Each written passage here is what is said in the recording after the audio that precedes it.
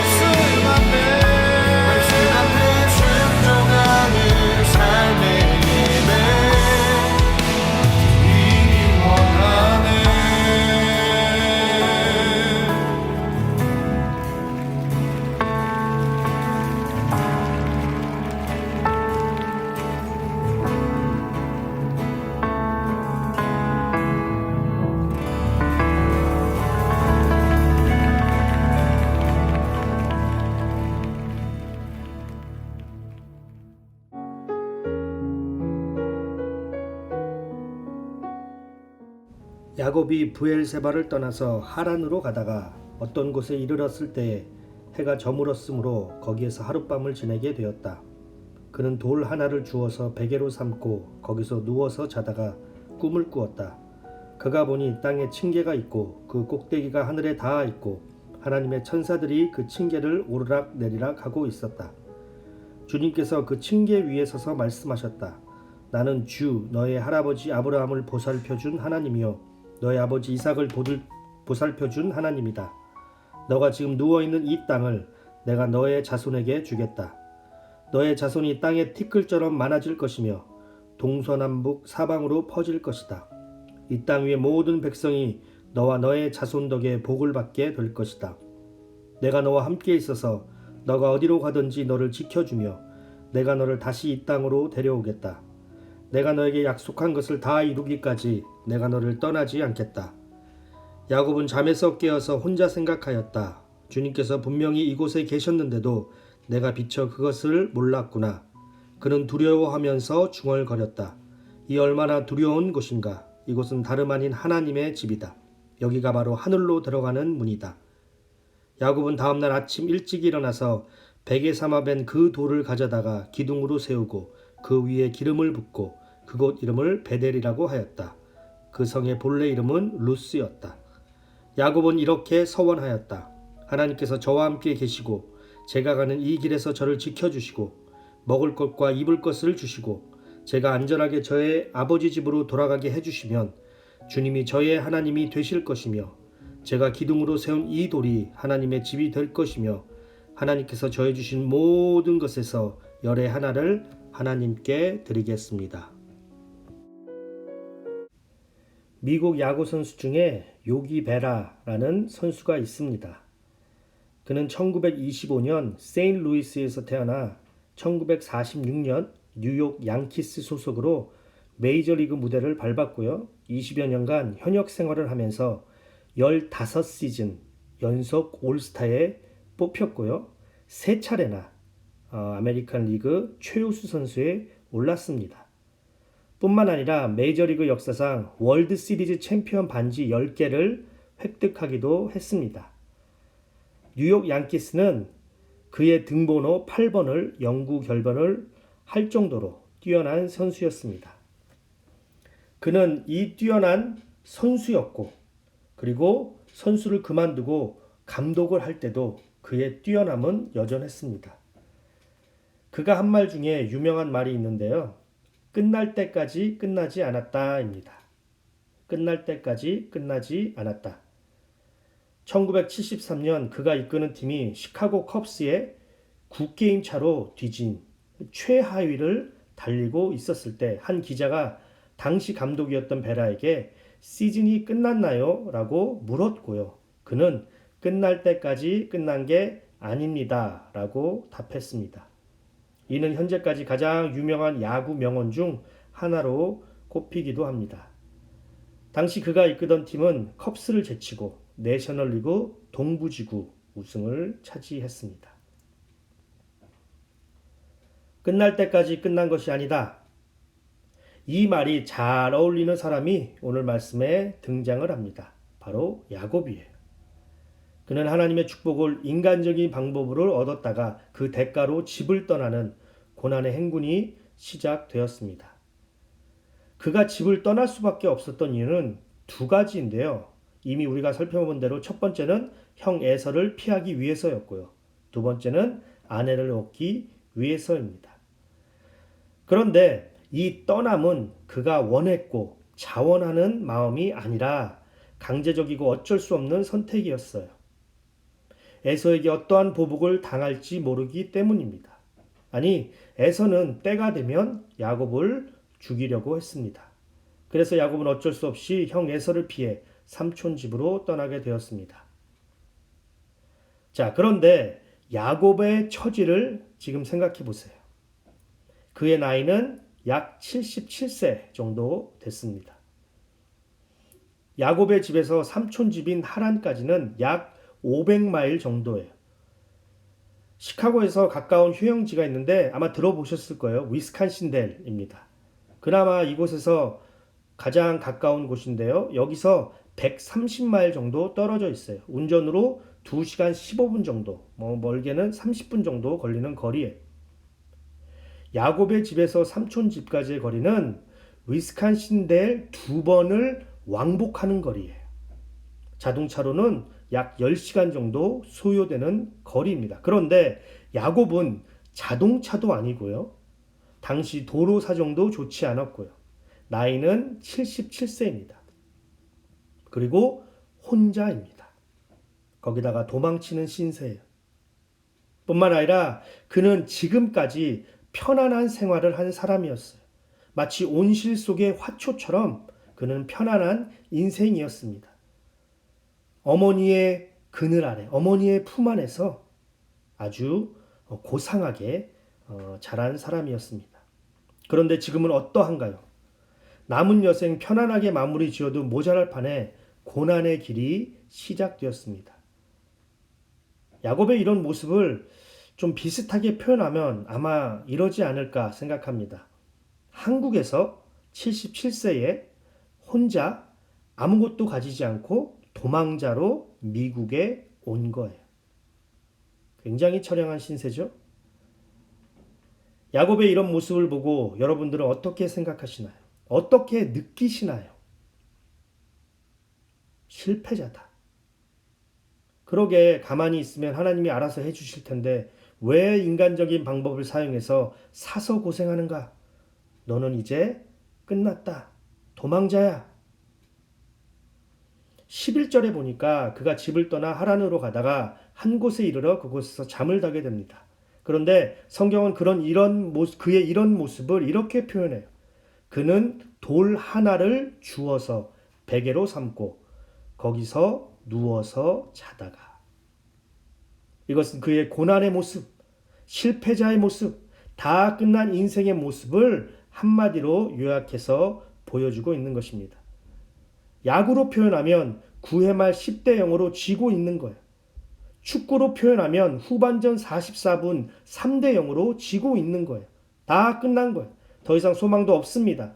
철저한 실패자의 모습을 우리에게 보여주고 있습니다. 그런데 끝날 때까지 끝난 것이 아닙니다. 왜냐하면 하나님 때문이에요. 12절에서 15절까지 하나님께서는 꿈에 야곱에게 나타나셔서 그를 위로하시고 격려하시고 약속하십니다. 한마디로 내가 너와 함께 하겠다입니다. 15절이죠. 내가 너와 함께 있어서 너가 어디로 가든지 너를 지켜주며 내가 너를 다시 이 땅으로 데려오겠다. 내가 너에게 약속한 것을 다 이루기까지 내가 너를 떠나지 않겠다. 이 약속을 통하여 우리는 선택한 백성은, 그분의 자녀는 어디를 가든 또한 어떠한 형편에서도 하나님께서 함께 하신다라는 것을 다시 한번 깨달아야 합니다. 심지어 나의 불순종과 나의 인간적인 방법의 결과로 고난 가운데 있더라도 하나님은 여전히 버리지 아니하시고 회복시켜 주시는 은혜의 하나님을 우리는 깨달아야 합니다. 그래서 오늘 말씀의 핵심은 야곱의 고난이 아니라 또는 그의 잘못으로 인한 대가가 아니라 그것보다 더 크신 하나님의 은혜와 사랑과 약속입니다. 더 놀라운 것은 죄악 가운데 하나님께서 베푸시는 은혜입니다. 여전히 죄 가운데 하나님께서는 일하신다입니다. 12절에서 야곱은 꿈을 꾸는데 하늘과 땅 사이에 사다리가 있고 천사들이 오르락내리락 하는 것을 보게 됩니다. 이것은 하늘과 땅을 연결하는 예수 그리스도를 상징하지만 동시에 야곱의 죄악 가운데 여전히 하나님께서 그를 포기하지 아니하시고 오히려 일하시고 계신다는 것을 우리에게 보여줍니다. 우리는 끝났다라고 포기하지만 하나님께서는 포기하지 않으십니다. 우리는 실패자다라고 생각하지만 하나님은 아니야, 아직 끝난 것이 아니다 라고 말씀하세요. 야곱은 자신의 끝난 인생을 인정하고 처량한 신세로 돌베개를 베고 자고 있었습니다. 그에게 소망이나 있었을까요? 그러나 하나님께서는 꿈을 통하여 그를 다시 한번 일으키시고자 하셨습니다. 새로운 소망을 주시고자 하셨어요. 새로운 비전을 주시고자 하셨어요. 하나님께서는 야곱이 가장 두렵고 가장 외롭고 가장 가난할 때 찾아오셨습니다.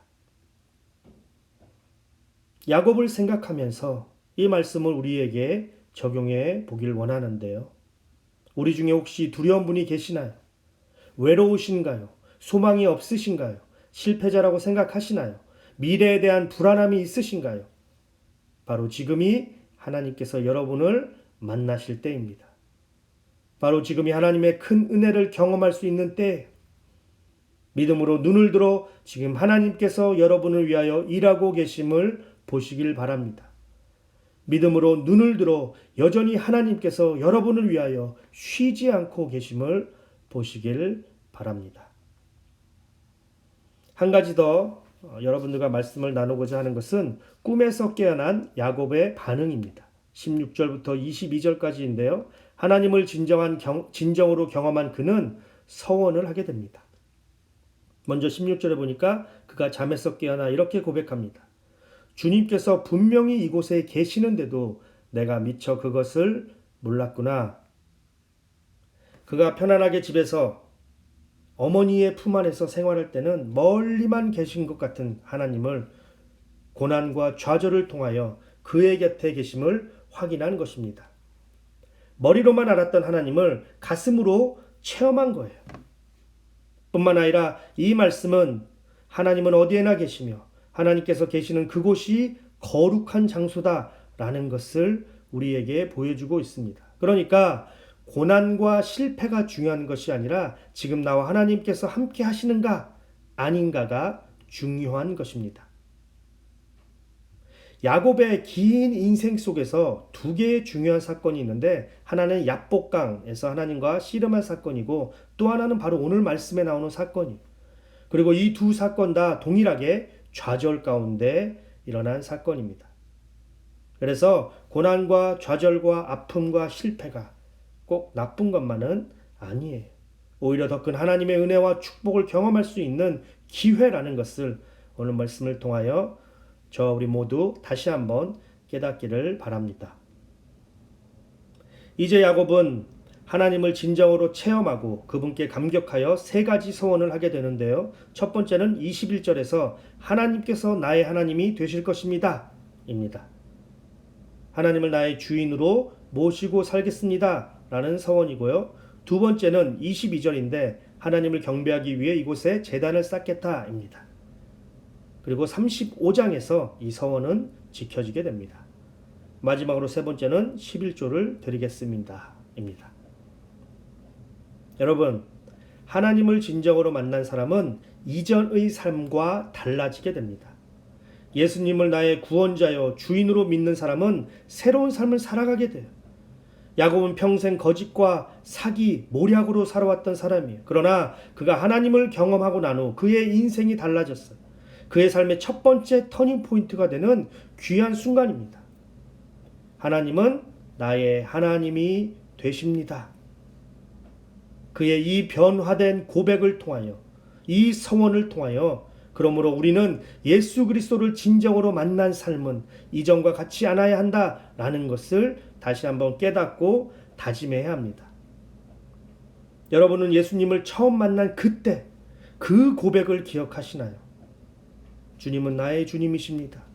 주님을 위해 내 인생을 드리겠습니다. 라는 그 고백을 아직 기억하시나요? 아직도 유효하시나요?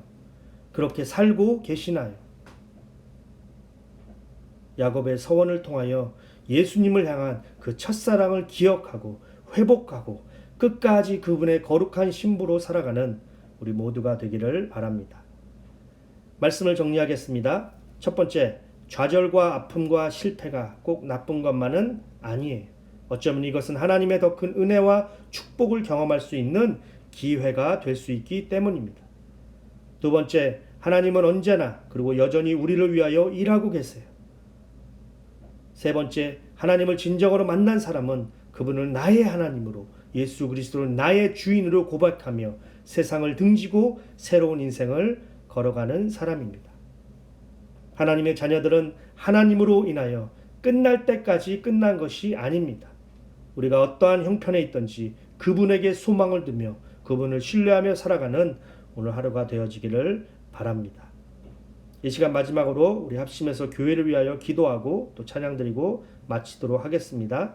특별히 아프신 분들을 위하여 중보해 주실 때 방사선 치료 받고 계시는 이진구 집사님, 또 서승자 권스님, 그리고 윤기론 집사님 위해서 기도해 주시고요. 그 외에 기도가 필요하신 모든 분들 위해서 하나님께서 오늘도 일하고 계심을 믿는 믿음으로 우리가 합심해서 기도하기를 바랍니다. 한 주가 시작이 됩니다. 오늘 하루도 그리고 이번 한 주도 어떠한 형편에 있든지 주님을 찬양하며 나의 하나님이라고 고백하는 우리 모두가 되기를 바랍니다.